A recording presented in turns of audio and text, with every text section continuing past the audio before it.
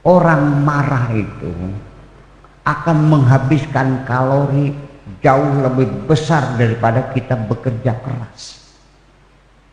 Satu hari kita menghabiskan 600 kalori. Begitu marah kita sampai ribuan kalori terbakar. Paham? Darah pun berdebar-debar semuanya. Kalau orang itu marah, maka hormon adrenalin meningkat. Dari meningkatnya hormon adrenalin memicu tensi menjadi tinggi.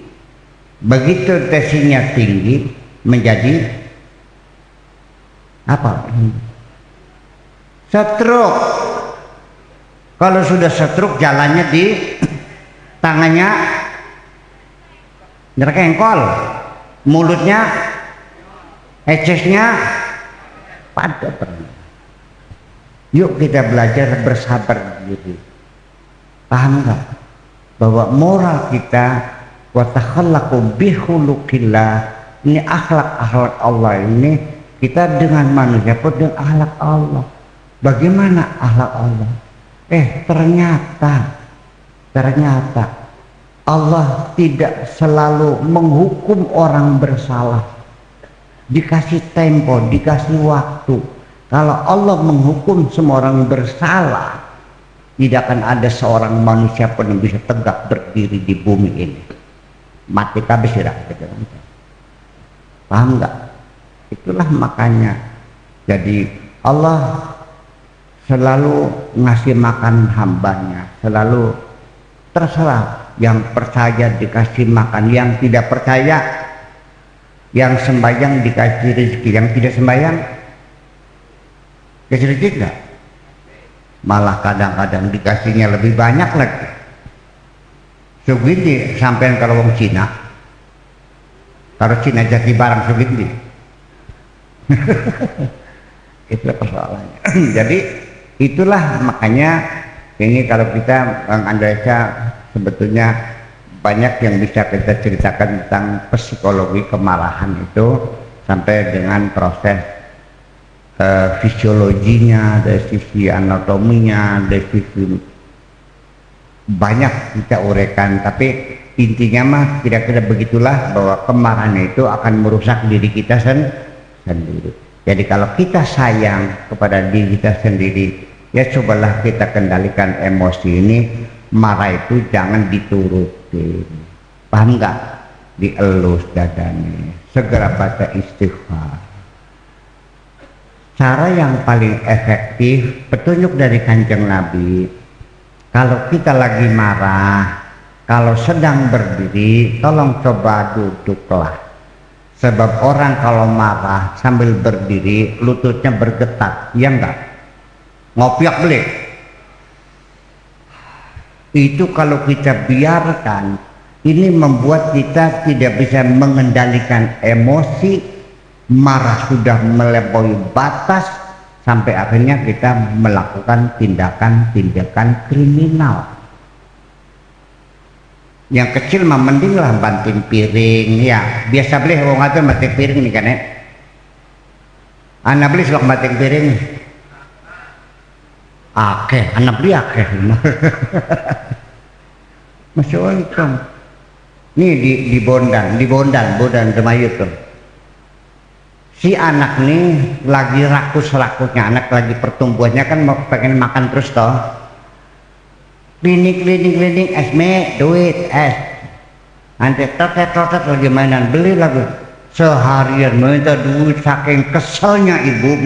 Mungkin rezekinya lagi susah, anaknya minta duit, saking mengkelnya diambilkan belut, dijejelkan perut ke mulutnya, ya mati.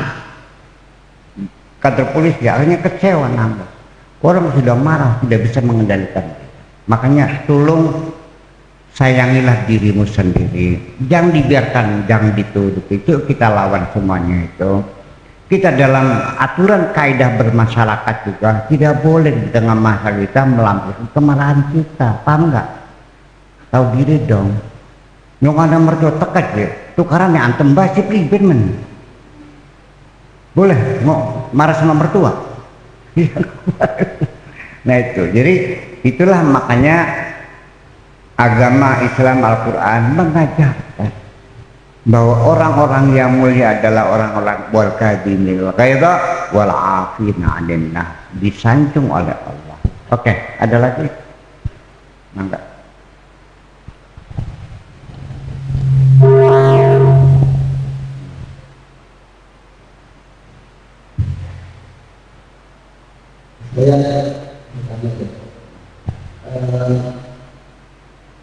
Sering banyak lagi di Facebook tentang akhlak dan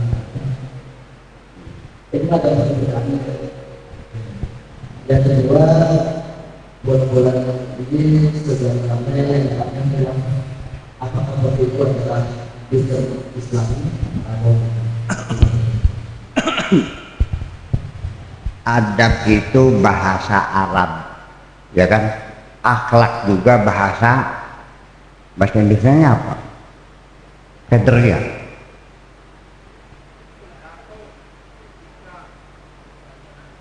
Nabi mengatakan adabani Rabbi fa ahsana ta'dibi. Allah telah memberikan pendidikan adab, mengadabkan aku, artinya Allah mengajarkan aku supaya beradab. Oke. Nabi juga mengatakan innama bu'itsu liutammima makarimal akhlak. Jadi mana adab, mana akhlak. Di sini luas dan sempit. Kalau akhlak itu mencakup segala macam fenomena kehidupan. Artinya semua ini berdasarkan akhlak. Akhlak itu asal katanya khalaqoyah luku. Tuhan namanya apa? Khaliq. Kita namanya makhluk. Al-khalqu itu makhluk. Paham? Jadi allazi khalaqas samawati wal ard, Allah yang telah mencipta. Jadi akhlak itu asal katanya khalaqa, mencipta. Jadi apa saja kalau kita menggunakan sesuatu sesuai dengan tujuannya, maka itulah nilai akhlaknya. Paham? Ini gelas buat apa diciptakan? Untuk minum. Kalau buat kencing boleh nggak? Itu kalau siapapun di sini warga Binangun yang kencing di gelas itu tidak berakhlak. Topi untuk apa? Kepala. Kalau dipakai kaki itu tidak berakhlak. Paham? Jabatan untuk apa? Sebagai pemimpin, sebagai kuwus, sebagai camat, bupati dan sebagainya. Untuk apa? Untuk ngayomi masyarakatnya. Kalau dia tidak ngayomi berarti tidak berakhlak. Itu saja persoalannya. Jadi apa saja yang digunakan sesuai dengan tujuan penciptaannya itu namanya berakhlak.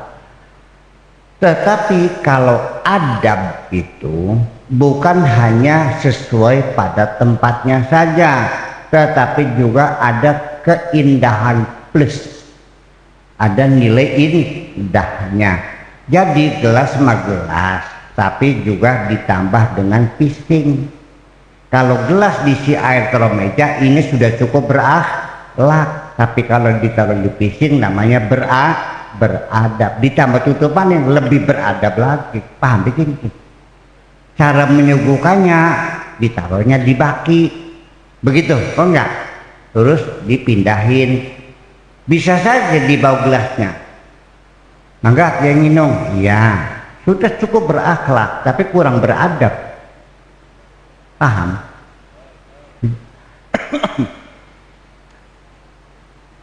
Kalau kita berkata, makanya adab itu juga di samping persoalan tata krama juga maknanya juga yang indah. Makanya fakultas adab tuh dalam bahasa Indonesianya fakultas sastra. Sastra itu adalah ngomong yang indah. Jadi bahwa semua tulisan-tulisan yang punya nilai indah, apa novel, apa sajak, apa puisi, apa gurindam, apa pantun, apa soneta, apa novelet dan sebagainya, yang kira-kira bisa memberikan motivasi pada orang, memberikan pemahaman, bahasanya enak dibaca, nyaman didengar. Nah, itu namanya karya sastra. Sekolahnya fakultas adab. Paham nggak? Sholat wajib nutup aurat enggak? Kalau laki-laki dari perut sampai lutut. Saya mau nanya, kalau orang sholat pakai celana komprang yang bisa warna hitam kayak tukang pedat itu, lutut sampai pusar tertutup, sah nggak sholatnya? Sah, sudah lumayan, tapi tidak beradab. Paham nggak? Paham nggak? Itu beradab. Orang perempuan datang ke tempat saya pakai baju, tapi pakai celana trik, bajunya pullover, susunya mentul-mentul, bokongnya bahenol, tertinggal lunga dalam adab. Paham nggak? Iya, cara mengetok pintu. Assalamualaikum. Assalamualaikum. Assalamualaikum. Assalamualaikum. Goblok, tertampak sih. Salah adab itu. Artinya adab itu bukan hanya sekedar kata keramat, tapi ada nilai plus dan indahnya. Paham nggak? Jadi apa saja yang kalau ada nilai keindahannya, tetapi tidak mungkin sesuatu yang indah tanpa dasar akhlak, betul nggak? Akhlak dulu yang benar, lebih indah lagi namanya beradab, berakhlak. Sudah cukup. Kalau pengen bagus, beradab. Jadi kalau perempuan asal pakai jilbab saja, ya sudah cukup berakhlak lah. Ya, apakah pakai mukena, tapi kalau sudah jilbabnya itu dibiru-biru, dikasih kembang-kembang, ya kan gitu. Terus warna lipstiknya disamakan dengan warna jilbabnya, nah itu beradab. Paham nggak? Pakai baju sudah berakhlak, cuman atasnya merah, bawahnya hitam, kayak saga. Ngerti saga? Bawahnya hijau, atasnya putih, kayak klepon. Jadi memilih warna pun juga supaya beradab, ya sesuai dengan aturan-aturan ya fashion. Aturan yang fashion ini bagusnya begini. Itu saya kira seperti itu. Oke, sudah jelas. Kemudian apalagi tadi khalifah. Ya khilafah dulu pernah ada namanya khilafah. Ya, Khulafaur Rasyidin. Ya kan gitu. Abu Bakar, Khalifah Umar, Khalifah Utsman, Khalifah Ali. Tapi eksperimen demokrasi pemimpin dipilih itu gagal, kembali bentuknya kerajaan lagi. Paham? Dan khalifah itu empat-empatnya, Abu Bakarnya mati diracun, Khalifah Umarnya mati ditusuk, Khalifah Utsmannya siapa? Siapa yang tahu? Dibacok, lagi baca Quran, cerak dibaca sampai darahnya muncrat di Al-Quran. Pas lagi baca Al-Quran, pas tengah-tengah ayatnya wal yatalattaf wala yushiranna bikum ahada. Sampai sekarang di blok merah sebagai kenang-kenangan darahnya Utsman mencurat Quran itu. Sayyidina Ali matinya dibantai, istrinya mati digencet sampai tulang rusuknya mati, anaknya Alinya dipenggal kepalanya buat bal-balan. Itulah sejarah khilafah yang berdarah-darah itu. Ya, jadi kita dalam bernegara ahli sunnah wal jamaah itu lebih memilih aman, damai, tentram, waret mangan, ya kan? Diktator tapi aman, demokrasi tapi kacau, milih dicang. Diktator aman, demokrasi kacau, milih di. Ya, yang penting aman, yang penting mangan waret, begini ke.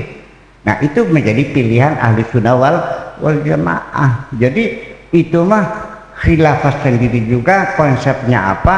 Itu eksperimen demokrasi di abad ke-7. Eksperimen demokrasi di abad ke-7 yang akhirnya kembali menjadi kerajaan lagi. Sekarang ini demokrasi dunia sudah pada puncak tingkat kemanusiaan yang tertinggi. One man, one vote semuanya. Betul nggak? Ya iya. Sekarang hak untuk berekspresi, kebebasan berbicara, kebebasan berkumpul, kebebasan berpolitik, semua manusia sudah pada puncak kejayaannya, sampai manusia tidak boleh dinistakan, tidak boleh dipukul. Sekarang pun kalau suami mukul istri, sekalipun Al-Qurannya bilang fadribuhunna, masuk penjara. Manusia harus dihormati. Apa kita akan mundur lagi? Itu persoalan. Paham nggak? Udah, hidup kita demokrasi Indonesia kita bangun, kita dorong terus sehingga menjadi negara demokrasi yang hebat. Sehingga setiap individu mendapat harga diri yang layak di negeri ini. Kita jangan dulu ngelamun kembali ke abad ke-7, paham begini? Iya, itu eksperimen zaman dulu. Selain itu akhirnya kembali kepada kerajaan-kerajaan lagi yang sangat diktator. Muawiyah itu rasialis. Selesai Ali terbunuh, kerajaan pindah ke Syam, Muawiyah jadi raja, sistemnya rasialis. Seorang menteri pun dilakukan litsus, terbukti kakeknya orang Turki, langsung dipecat, dibilangnya adonan campuran.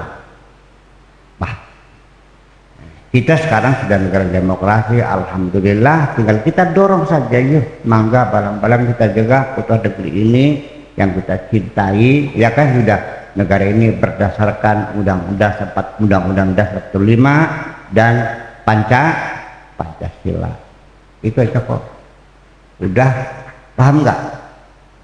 Apa? Yuk sekarang kita bicara secara jujur bahwa memang persatuan umat Islam terbangun hebat ketika Nabi masih hidup, ya kan?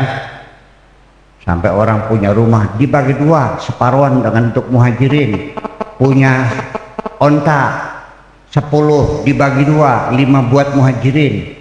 Ansor, muhajirin, ansor bersaudara sampai makan bersama sepenanggungan. Tetapi begitu Nabi meninggal dunia, pada detik pertama persatuan umat Islam sudah pecah kongsi. Paham? Saling bunuh membunuh. Betul? Siti Aisyah sama Sayyidina Ali perang, mantu sama anak. Mantu sama istri. Abu Bakar siapa? Mertua kan? Umar mertua kan? Utsman mantu kan? Bayangkan banjir darah. Dan sampai sekarang umat Islam di negara Islam sampai sekarang saling bunuh membunuh. Al-Qur'annya mengatakan asyidda'u 'alal kufar ruhama'i bainahum, tegas dengan orang kafir, sesama umat Islam saling kasih sayang. Ternyata sekarang begitu enggak? Antar kita kejam bukan main, dibunuh, dibakar, dicincang, dibom dari atas, terbakar Yaman, Syria hancur lebur, Irak bablas semuanya, Libya jungkir balik. Ternyata negara mayoritas Islam yang paling aman di dunia adalah negerimu Indonesia ini. wis sedang lamun-lamun. Paham bikin ke, wis Pancasila bae, paham bikin ke. Wis pernah bae. Sejebane lahir sok andul. Waalaikumsalam nggih, mangga.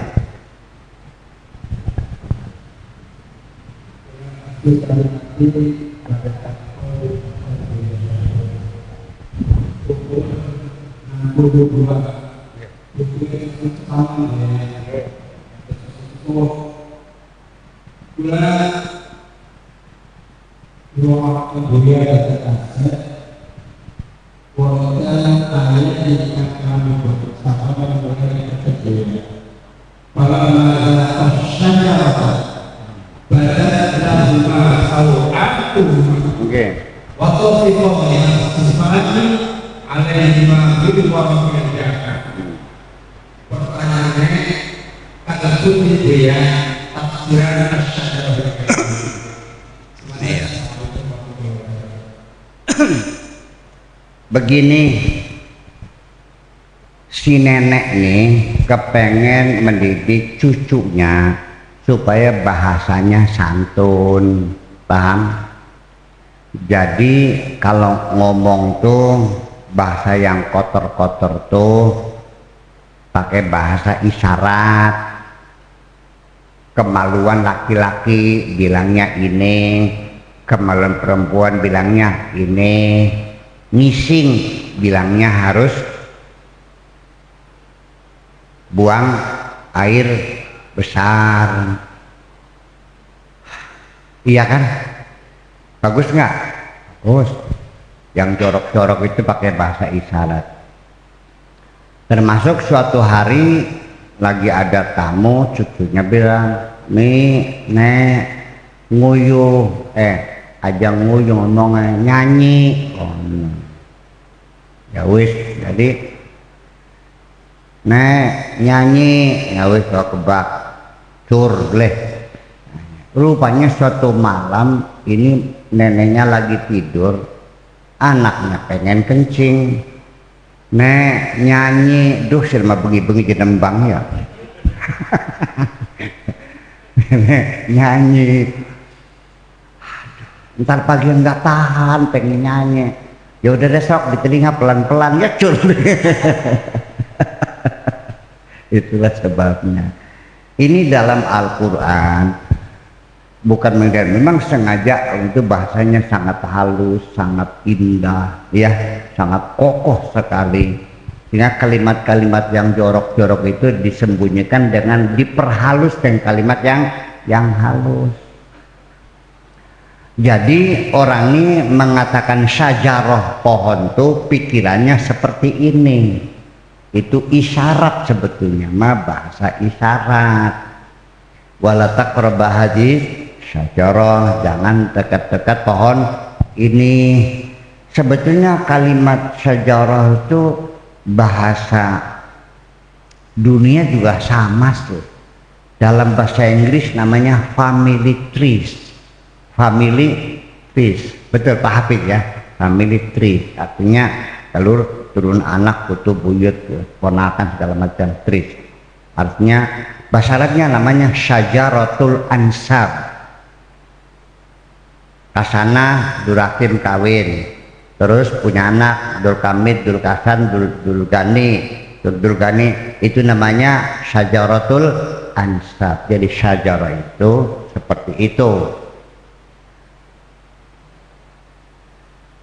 Allah mengatakan kepada Adam, uskun anta wa zaujuka al-jannah. Allah tidak mengatakan anta wa mar'atuka, tapi anta wa zaujuka, beda. Jadi artinya silakan di surga, ini kamu sendirian kesepiannya, saya kasih teman cewek nih, namanya Hawa, sok tinggal, tapi awas jangan makan buah khuldi. Paham nggak? Nah, di kitab tafsirnya buah khuldi itu kayak korma, ada yang bilang kayak anggur. Enggak masuk akal. Mana mungkin surga segala kenikmatan fakula minha ragadan haitsu syi'tuma, silakan makan apa saja yang enak. Masa iya kalah sama buah korma? Enaknya sapira korma ke surga itu bisa terlupakan. Betul enggak? Berarti apa Syajaratul Khuldi? Yuk kita bahas. Ketika Nabi Adam dan Hawa itu makan buah khuldi, ya kan gitu, tidak memakai baju. Selesai makan buah khuldi, untuk menutupi auratnya, watafiqo yakhsifani, ya, min waraqil atau min waraqil jannati, dedaunan, pakai daun-daun. Pertanyaan saya, laki-laki telanjang, perempuan telanjang, makan apa? Makan buah khuldi, dipaham-paham bersirama. Jadi itu memperhalus kalimat yang mungkin tidak enak di telinga, dikatakannya wala taqrabah hadhihi syajarah. Ini Allah melarang berzina pun bukan wala tazinu, tapi wala taqrabuz zina, wala taqrabu hadhihi syajarah. Mendekatkan sih nggak boleh. Kenapa? Karena seksual itu samberannya, magnetnya sangat kuat sekali. Jangan mendekati. Begini, ini bahasa. Nah, jadi artinya bahwa yang namanya buah khuldi itu adalah kata kiasan untuk pelanggaran sesuatu. Paham gak? Tak gertak mengakan bahasa jelas ya. Non, terangkan, hai Adam, silakan di sorga dengan pasanganmu. Hawa, makan apa saja boleh, nginung kari, gelak, mangan kari, adus kari, nguyu kari, jol. Tetapi aja ngentot, bagaimana? Enak beli kupingnya, enak beli. Enak kan? Ya wes, jangan makan buah khuldi, itu maksudnya. Paham nggak? Ya punten tadi sengaja belum paham kiranya. Kan beli enak omongan gitu, nggak enak kan? Ya iya, dikasih halus salah penafsiran, akhirnya kayak nenek-nenek linglung, cucunya minta nyanyi, suruh pelan-pelan di telinganya, padahal nyanyi itu maksudnya apa? Kencing, itu masalah.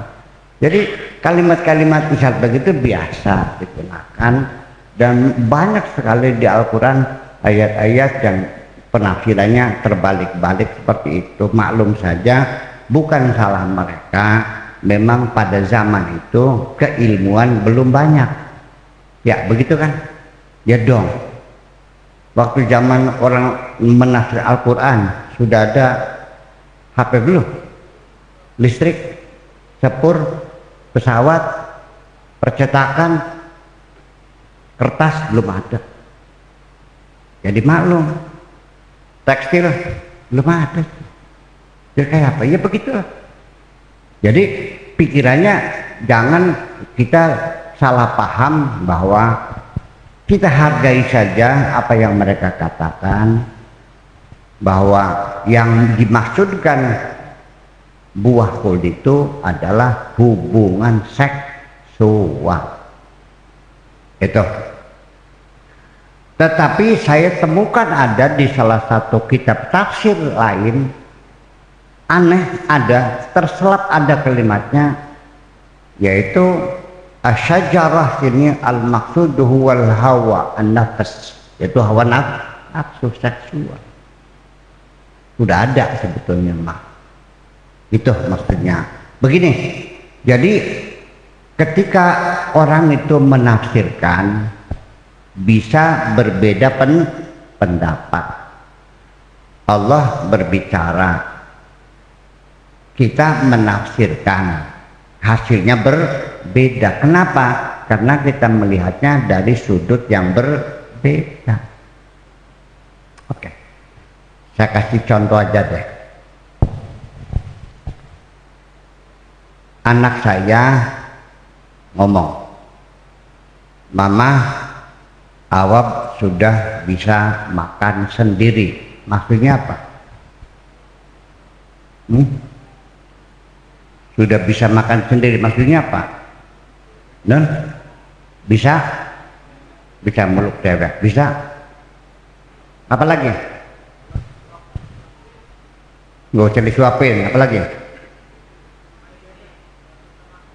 Udah bisa makan sendiri, wis bisa lulus duit, wis bisa makaya, bisa mandiri.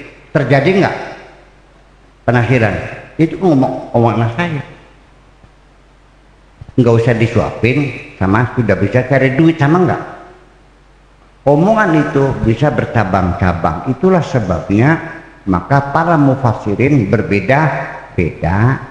Soalnya Kanjeng Nabi dulu tidak menafsirkan Al-Quran. Jadi langkah tafsir Nabi. Tafsir itu para ulama. Itu pun 200 tahun setelah Nabi meninggal dunia. Paham? 200 tahun. Kita sekarang tahun berapa sekarang? 2014. Oke, nggak usah 200 tahun. Koran zaman dulu tahun 1911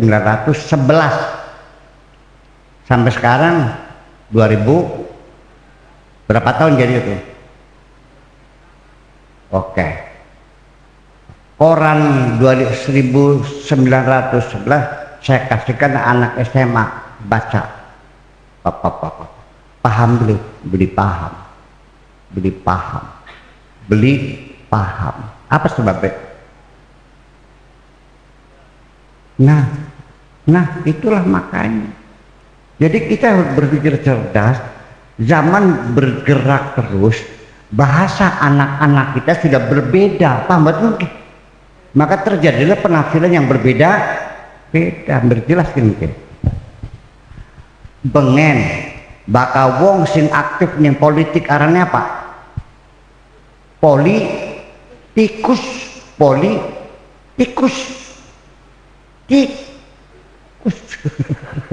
Sekarang politisi. Dulu namanya ahli pikir, sekarang pakar. Paham nggak? Ini berbeda semuanya. Dulu tidak konsentrasi, sekarang sebenarnya gagal fokus. Jadi ini udah berubah semuanya. Nah itu satu. Yang kedua, bahwa Al-Quran ini mengakomodir bahasa-bahasa kabilah-kabilah Arab itu, yang masing-masing maknanya kadang-kadang bertentangan. Ini Pak Edi bilang sama temannya, kita mobil di jalan sok dicopot, Masya Allah, nyokot mobil. Begitu bahasa Indonesia, nyokot itu artinya, kalau nyokot bahasa Sunda mengambil. Nah itulah kadang-kadang di dalam Al-Quran menafsirkan berbeda, karena satu melihatnya bahasa Sunda, satunya bahasa Jawa. Paham nggak? Itulah makanya terjadi perbedaan penafsiran. Paham? Itu. Jadi terminologinya sudah bergeser, kemudian juga mufradat kalimat yang digunakan berbeda antara kabilah, kemudian juga ditambah lagi morfologi, konjugasi yang berbeda pendapat. Istilafat dibilang bena nahwiyin wasorfiyin, di bidang nahwu dan sorof. Seperti jadi ngomong jadi ngaprak ngomong ya. Imam Syafi'i menghukumi kalau mencium istri itu wudunya batal kan? Jadi harus duduk lagi kan kalau salat. Imam Maliki nggak batal. Padahal Imam Syafi'i ayatnya aula mastumun bisa. Imam Maliki ayatnya sama aula mastumun bisa. Imam Hambali mengatakan tergantung, kalau ada syahwatnya batal, kalau menciumnya tidak ada syahwatnya tidak batal. Ayatnya apa? Sama dalilnya aula mastumun bisa. Di mana perbedaan sudut pandang morfologi, sudut pandang sintaksis, sudut pandang konjugasi. Paham begitu? Menurut Imam Syafi'i, aula mastumun nisa ragma annahu ala waznil mufa'ala bal hiya tabqa ala makna itu lafil mujarrad. Jadi la mastum maknanya la mastum. Kalau Imam Maliki wazan mufa'alah lil musyarakah. Jadi yang membatalku bukan mencium tapi ambungan, emek-emekan, rogoan, remed. Ya, Imam Syafi'i aula mastum nisa maknanya sulatul mujarrad, asal nyenggol, tidak mesti saling. Awas, ngemek kalau mek-mekan pada boleh. Ambung kalau ambung-ambungan pada boleh. Gebuk kalau gebuk-gebukan. Bahkan gebuk sing sijing gebuk, sing sijing digebuk, pakai gebuk-gebukan, singkin gebuk, singkinnya gebuk mana pabrik ini. Nah, Imam Syafi'i aula mastumun nisa maknanya bukan musyarakah. Apa dalilnya? Kita sering mengatakan barakallah. Itu bukan saling memberkahi, tapi semoga Allah memberkahi kamu. Jadi wazan mufa'alah ada yang maknanya sudah mujarrad. Ruwet ngapit barang begitu. Paham bikin ki. Jadi ulama bakal ana wong tukaran ki wis kesimpulannya pada beli paham nek kon bae. Jadi koten, jadi maknane buah khuld ki hubungan seksual. Karena Siti Hawa itu belum dinikahkan. Awas. Zawajtuka wa angkah tuka, beda. Zawaj itu pasangan, jodoh. Baka angkah tuka tak pacekakan maknanya al-watu an-nikah itu. Berarti silakan berteman. Jadi kalau saya jadi Nabi Adam tinggal di rumah terus dikasih cewek orang yang secantik siapa ya? Saring udah kawin ya, siapa ya? Vanessa Angel, Manohara. Silakan Buya tinggal di rumah ini bersama Manohara. Silakan makan apa aja boleh, mandi jalan boleh. Cuman satu, jangan pegang-pegang cewek ini. Mana tahan. Jadi itu apa namanya peristiwa berulang-ulang. Sekarang banyak orang yang terusir dari surga gara-gara tidak tahan menahan seksual. Istrinya cantik, sangat memuliakan, sangat memanjakan. Yang bajunya disetrikakan, dimasakin tiap hari, anaknya dicobokin, rumahnya diurusin. Kalau datang ngambung tangan, cium tangan, kurang seberapa lagi. Cantiknya bukan main. Ternyata dia nggak tahan dengan teman sekantornya berselingkuh. Sampai akhirnya istrinya tidak terima. Akhirnya berantakan. Usahanya hancur semuanya. Anaknya terlantar semuanya.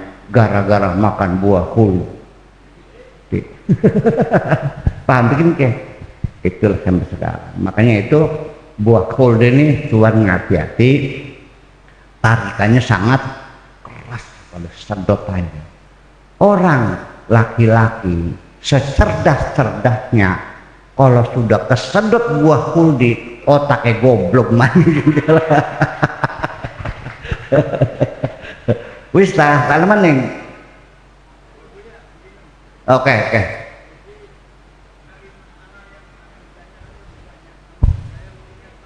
Iya.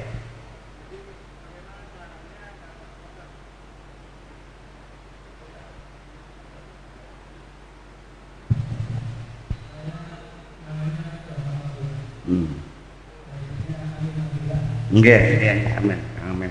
Teman-teman saya tuh ya.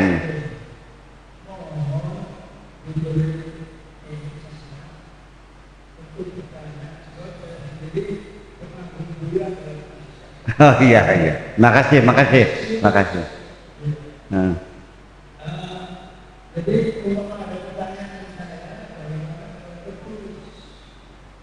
Oh gitu. Buka YouTube, punya HP enggak? YouTube, nanti ditulis, oh repot. Wis enaknya melu ngaji bae bengi Senin pondok. Ya, ya silakan kirim surat itu ada Pak Kang Ibnu Hajar itu bisa pakai surat bisa. Sebab sekarang alat komunikasi sudah sangat canggih Pak ya. Masya Allah, dulu kita kalau mau hajatan kirim undangan 3 bulan sebelum hari H muter-muter, betul nggak? Jakarta, Surabaya, oh 3 bulan. Sekarang pakai HP, tek, prepet, nyampe semua kok. Ya, jadi nanti yang HP bisa buka YouTube, nanti buka saja Wamima TV, tulis channelnya KH Buya Syakur Yasin, klik nanti keluar YouTube. Ini juga ini dibagi, ini di live streaming ini. Semua yang nonton malam ini sedunia nih, ya di Kalimantan nih. Nah itu nanti setelah itu pencet subscribe ya, nanti klik lonceng ada notifikasi setiap pengajian langsung diberi tahu itu pengajian. Nanti itu menjadi santri saya, namanya santri on. Oke, belajar. Jadi begini Bapak sekalian, dulu saya memang memberikan nomor telepon saya kepada masyarakat apabila ada hal-hal yang menyangkut masalah hukum. Ini kan ibu-ibu kasihan kan, dulu tidak dapat kesempatan pesantren, ya kan gitu, karena orang tua juga susah. Sekarang mulai sadar beragama, pengen sholat, pengen puasa, pengen bener, tapi hukumnya nggak paham. Makanya saya nomor telepon, silakan hubungi nomor saya, tanya. Alhamdulillah selama 1 tahun lah telepon prang-pring nanya hukum. Ada yang nanya, Pak Kiai ku laki-lagi head dina kene wis suci durung adus laki jaluk apa adus dingin apa ngapain dingin. Ya begitu gitulah kira-kira kan gitu ya. Ya Allah, jadi ya seperti itulah. Pertanyaan bagus-bagus nih ada itu, tetapi lama kelamaan saya kan sibuk akhirnya muter ini kan kayak ketiduran pagi boro-boro ini baru saya matiin nggak sempat. Jadi alhamdulillah solusi yang terakhir itu ada YouTube. Kalau kita ngaji itu hari malam Senin itu langsung bisa buka pertanyaan ya, langsung dijawab dari Jepara ya, Jepara, dari Malaysia, dari bisa, apalagi warga Binang gitu. Dan tentu bagi masyarakat dekat akan memberikan skala prioritas. Jadi saya kira itu saja Pak sekalian, mohon maaf. Ya. Jadi umpama saja di ada, apakah mungkin orang lagi ada begitu? Ya, hubungannya saja dengan nanti itu. Apakah mungkin yang mengatakan bukan saya bahwa Nabi Adam melakukan kemaksiatan, Nabi Adam melanggar. Kata Allahnya nih, Bismillahirrahmanirrahim, fa'asa Adamu rabbahu faqawa. Masa beliau yakin fa'asa lan maksiat sopo Adam rabbahu ning pangerane faqawa, menyimpang dia. Yang ngomong Gusti Allah ngandel beli. Kok kenapa sih bertanya? Ini mungkin dari pengertian bahwa Nabi itu maksum gitu ya. Nah itu dia persoalannya, ya kan? Itu kalau Nabi maksum jadi beli mungkin. Ini ngomong Nabi, masa beli ngandel Gusti Allah? Ngandel ning kulit kan Gusti Allah. Mungkin tahu. Karena ulama mungkin salah, betul maka mungkin salah. Jadi Nabi Adam itu melakukan pelanggaran. Setelah keluar, dia juga dikasih tahu, nih Adam, kalau kamu merasa menyesal atas dosa-dosamu, nih prosedurnya untuk meminta ampun begini. Fatalaqa Adam min rabbih kalimatin. Nabi Adam diajari kalimat-kalimat bagaimana caranya meminta ampun. Apa ngomongnya? Rabbana zalamna anfusana fa illam taghfir lana lanakunanna minal khasirin. Ya Allah, kami telah berbuat zalim kepada diri kami sendiri. Rabbana zalamna anfusana wa illam taghfir lana, kalau engkau tidak mengampuni kami, lanakunanna minal khasirin, tentu kami akan menjadi orang yang merugi. Allah mengatakan Nabi Adam melakukan maksiat, melakukan pelanggaran, diusir dari sorga. Sudah jelas hukumannya diusir, dia masih bilang andel baik. Paham nggak? Dan Nabi Adam minta ampun, masa kurang jelas juga? Paham Pak? Nah jadi ya itulah kira-kira seperti itu. Nah kejadian pelanggaran Adam itu sampai sekarang kita melakukannya berulang-ulang. Rumah tangganya hancur, rabi semua gemblengnya, masya Allah. Dan biasanya wong lanang sing selingkuh rabine malah ayu kadang-kadang. Lo udah bikin ke? Demenan emang ireng getek kesini dang-dang kan gak? Duh, ya masya Allah. Apa alasannya? Ya refreshing ora, bisa-bisa mamangan petek lo udah bikin. Nah itulah makanya ya nasihat saya, ini semuanya apa yang terjadi pelajaran bagi kita semuanya, bahwa percontohan Adam itu bukan untuk dongeng pengantar tidur Pak ya. Kisah Al-Quran itu bukan dongeng-dongeng sebagai pengantar tidur, tapi untuk teladan, untuk pegangan, untuk pelajaran bagi kita pula nika ke depan. Karo wong wadon ki aja kepara kedemen paham dikit. Percaya nggak? Jadi setengah sepeduli baik, sebatas hormat menghormati boleh, kerjasama boleh. Saya juga, istri saya juga banyak punya teman-teman kalau rapat BKMT, begitu malam pulang minta diantar, oh sore punten mawon ngantar sampean mah, paham betul? Jangan bergaul dengan perempuan lebih jauh dari sekedar hanya saling hormat menghormati. Itu saja.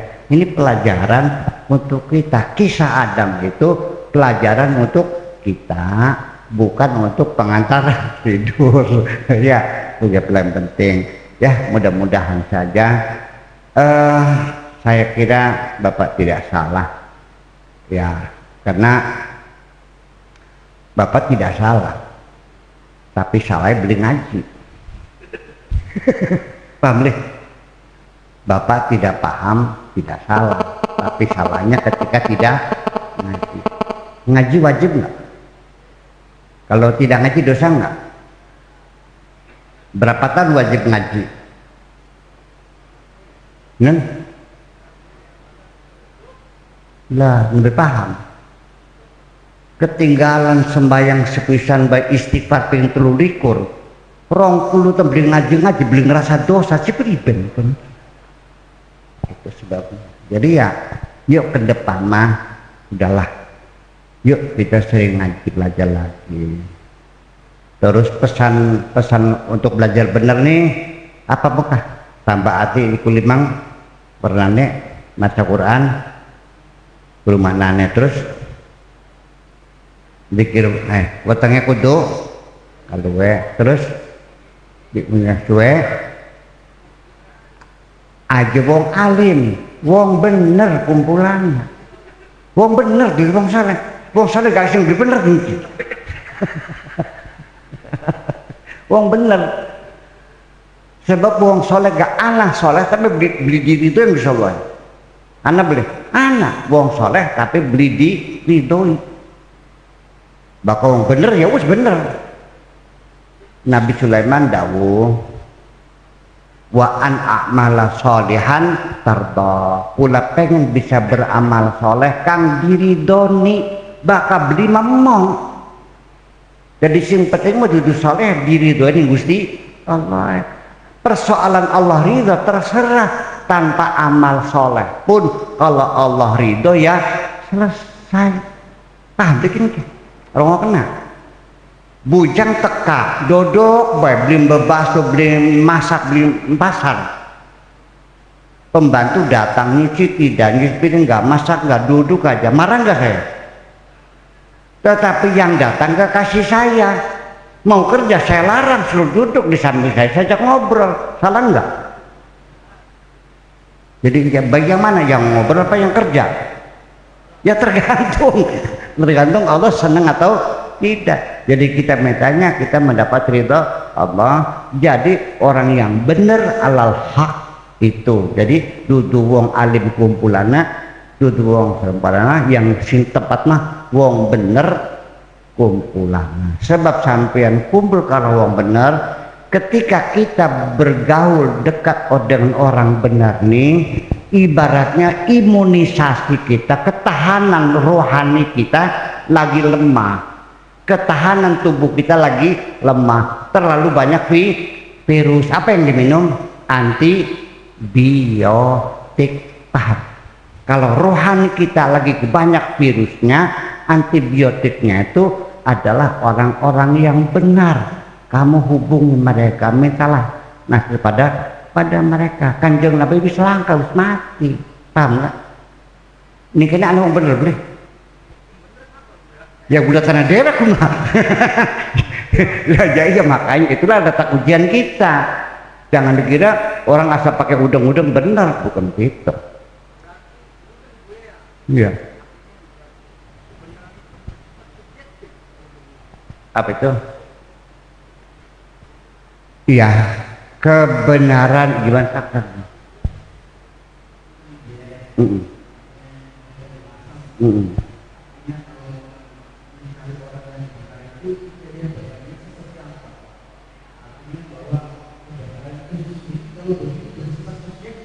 Memang iya. Memang iya.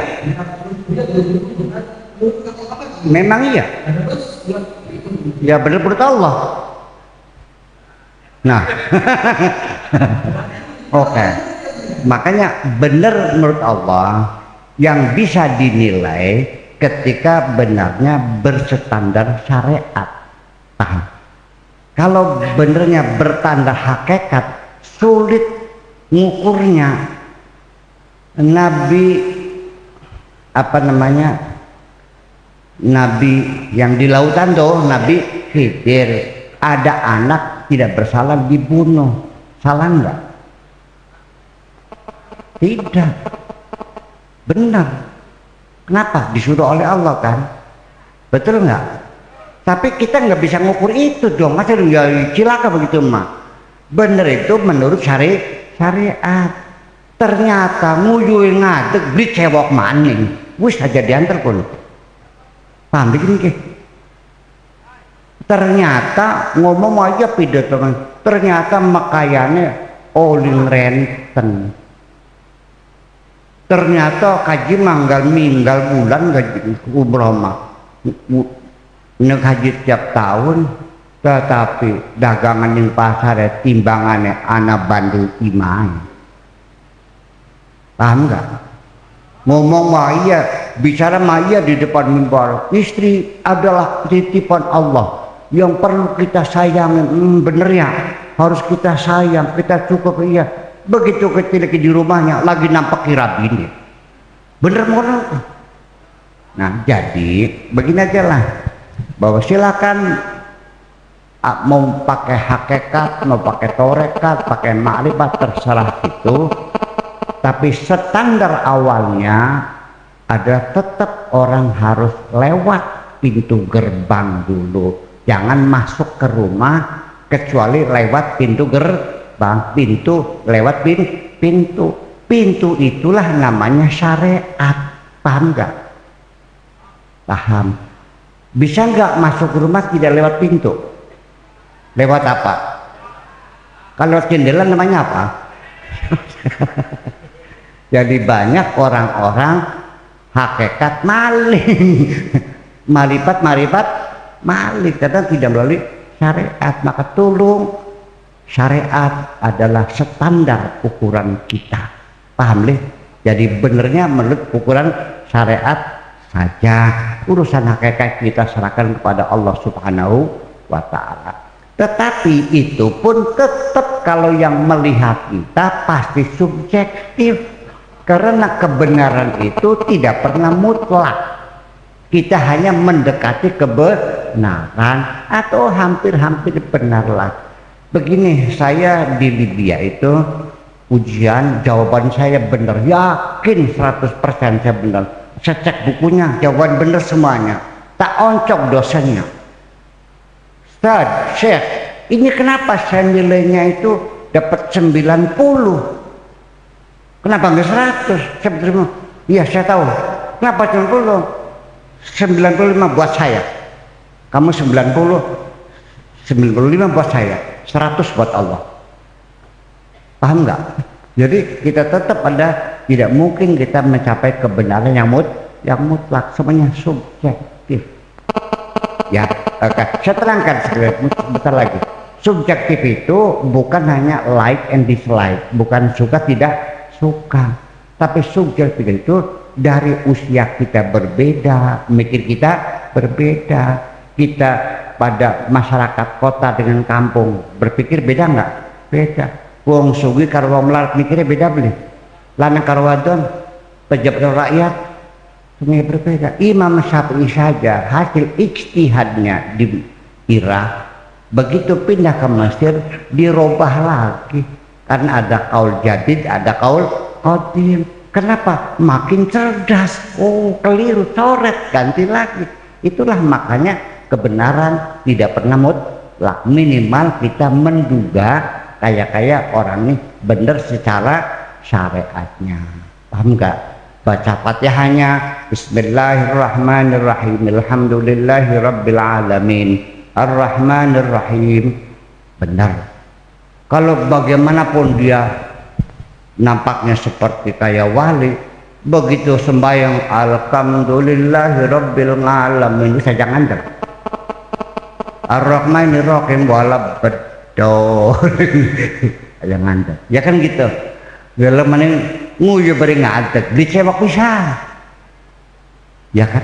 Ya, jadi standarnya adalah standar syariat saja. Di mana di sini orang benar?